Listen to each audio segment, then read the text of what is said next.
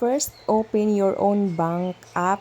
Then, as you can see guys, may balance tayo na 100. Ngayon, i-click lang natin itong transfer dahil mag-try tayo mag-transfer ng 100 to GCash. Guys, paalala lang dito ha, hindi ka pwedeng makapag-transfer kung ano yung mobile number account mo ginamit dito sa own bank tapos mag-transfer ka ng same number sa GCash. Hindi siya pwede. Hindi siya pwede pag same number. So ngayon, dahil tinatry ko pa rin siya, ipapakita ko sa inyo, i-click natin itong next. Ayan, can transfer to your own account. So, hindi siya pwede guys. Kaya, mag-change tayo ng number. So, yung isa kong GCash number, doon ko na lang siya isi-send. Then, i-click ang next.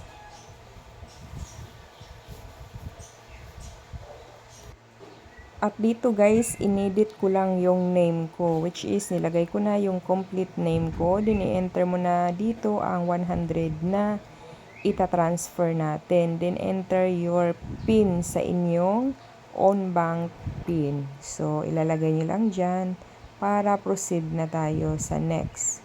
Kung ano nga ba, kung real-time bang papasok sa ating GCash. So, makikita natin ngayon. Ayan na siya guys, pending response. So, i-zoom ko lang ha. As you can see guys, pending response. 6 days. 100, please notify the new receipt to receive your transfer. So, dito guys, you get the 15 reward once your friend receive your transfer. So, may 15 reward tayo. So, guys, hindi ko siya recommended dahil ang tagal ma-receive sa atin yung pera natin na transfer. Ito, 100 pesos nga lang.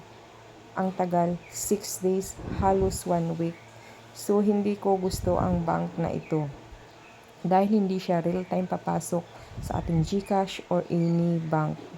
Isa din na friend ko na nagsabi sa akin na ito nga ang tagal. Na yun nga, nag-transfer siya dito ng pera. Pero, ang tagal pumasok sa kanyang ibang bangko. So, thank you for watching guys. I hope may natutunan ka sa video na to. Huwag mong kalimutan i-like and subscribe ang ating channel guys for more update tutorial. Thank you for watching.